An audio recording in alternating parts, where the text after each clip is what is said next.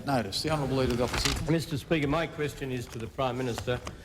Last August, when the current account deficit grew to $1.8 billion for the month, you dismissed it saying, quote, "It is after all only 1 month's figure," and that what we were, quote, "seeing this time is a limitation in the rise." I repeat, a limitation in the rise, end of quote, in the current account deficit.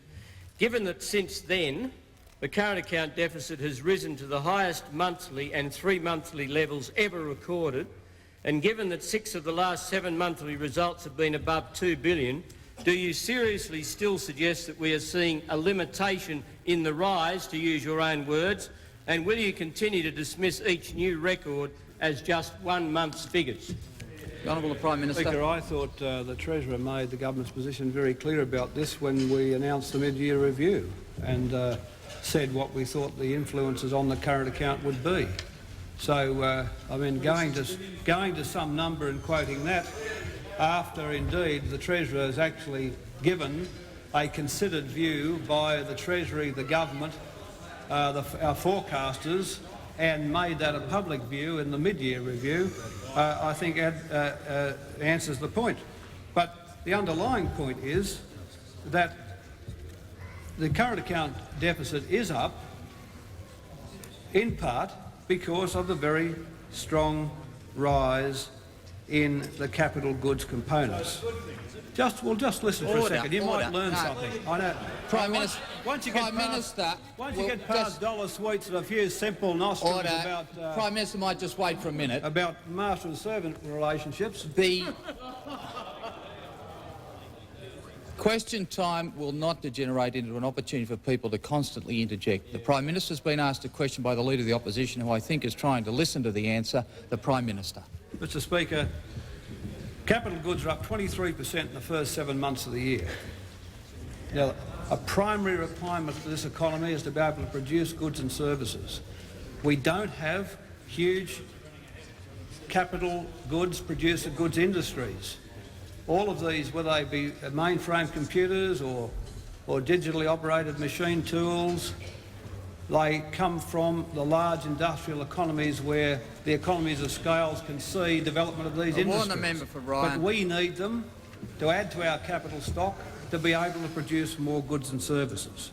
Now, also in the months, Mr Speaker, exports are up 4% and imports were down 3%. While growth in exports has slowed in recent months, manufacturing exports have performed particularly well. And I think an interesting number here, Mr Speaker, is that for the year to the September quarter, exports of elaborately transformed goods were up 19%. Now, how different that is, that manufactured and elaborately transformed exports have been growing so strongly, and again in this month, by over 19%, compared to the old decaying industrial archaeology that this government inherited. Now, Mr Speaker, but an even more important point is our ability to fund the deficit. And no one's suggesting that you shouldn't... no, it's akin to this question about a mortgage and one's capacity to pay and meet the mortgage obligations. What are they here? We've got a strong capital goods base and growing. We're making inroads into new markets with manufacturing production. Our debt servicing ratio, that is the proportion of our exports which are going to servicing our debt, has fallen from over 20% or just on 21% in the late 1980s to 11% today at last counts. That is the proportion of the country's exports which are actually committed to servicing our debt has fallen by over half since the late 80s. That is from 21% to 11%. And the other underlying strong point, Mr Speaker, is that we are now 40% more competitive than a decade ago.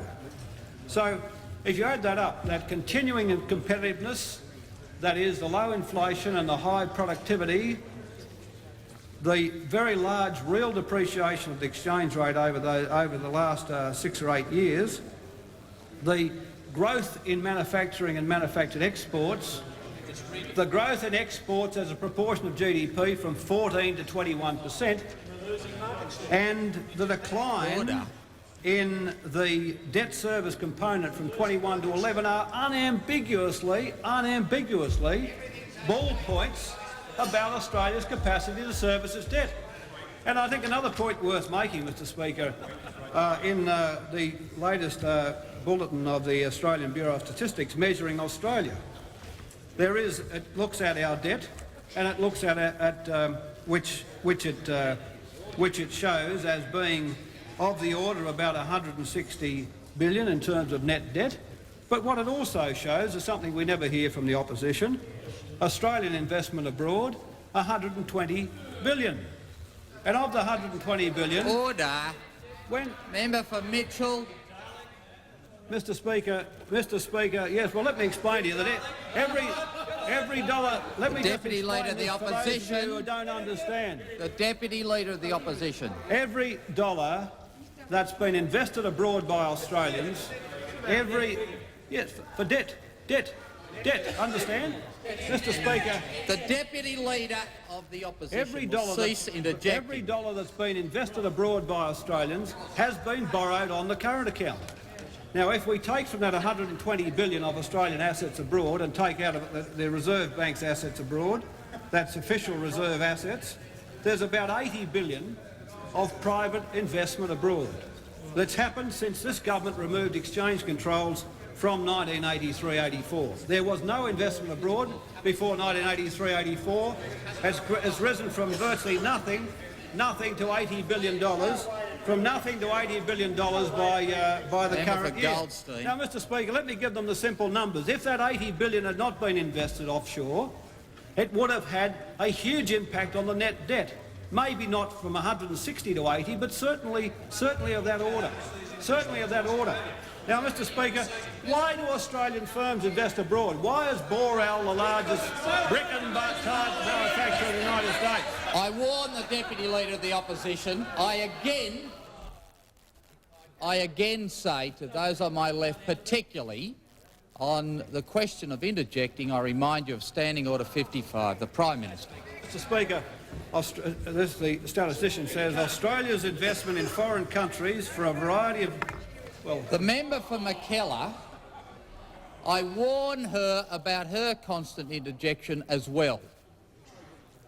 The statistician says this: Australia's investment in foreign countries for a variety of reasons, including the securing and maintenance of market share, sales promotion, effective marketing, avoidance of tariffs and import restrictions, securing a raw material to take advantage of cheaper inputs, or higher rates of return on investments, or to spread their risk. So, in other words, because this government removed exchange controls and stopped, unlike the former Treasurer, with people up in the Reserve Bank ticking little bits of paper about whether an Australian company could invest abroad, and when Boral, for instance, decides to become the largest brick and tile manufacturer in the United States, when the likes of CSR have gone offshore, or Pacific Dunlop, or name them, or the breweries, or the transport companies like TNT and Main Nicholas, they've done it.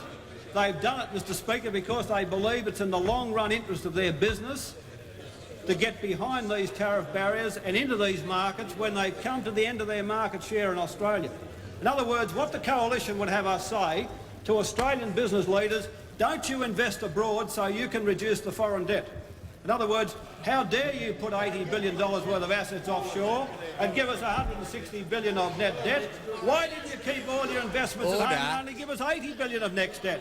So, Mr Speaker, let's have a little bit of honesty National Party knows better. from honest John over there. A little bit of honesty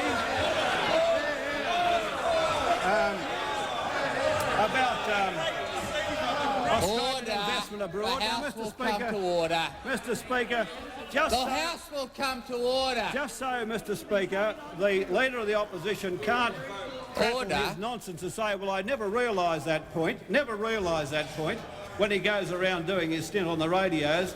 I'll leave him this copy, which is shown very graphically, graphed out very nicely. Australian investment abroad rising steadily, as the statistician says, to 120 billion, and where Australian private equity abroad is 80 billion against net debt of 160. So, Mr Speaker, I believe if it came to the key question of whether the government would say to Australian business, you shall not invest abroad because we don't want to be covering that investment on the current account, the answer to that is the government's made the right decision and removed exchange controls and let that happen. Order. Compare that, Mr Speaker, with the cloistered, closeted, frightened little economy John Howard left them. All locked up, with their market share up to optimums. They can't sell any more beer in Australia, but they couldn't go offshore and sell beer in Europe or Japan because he wouldn't let them. He wouldn't let them. And now they've gone off and done it. He says, oh, isn't it pretty you've got all this net debt?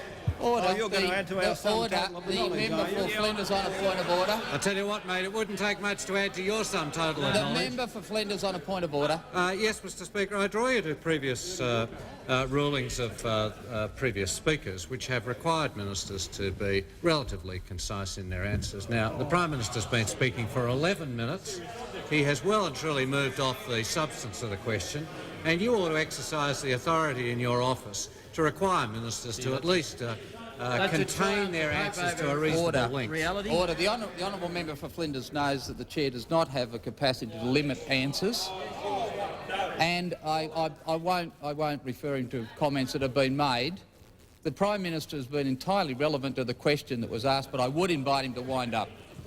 Mr Speaker, normally they don't ask me the questions because they don't like the answers. They don't like the answers. So let me give this to Mr Howard.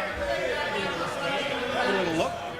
Have a little Order. gander at that one and see what you reckon about that for a bit of successful Australian investing abroad. And next time you're talking to the Business Council, tell them that you think you've got very grave reservations about their investments abroad, and tell them you think they've got grave... Oh, no, that's right. Well, I've answered Leader that. of the opposition, resume your seat.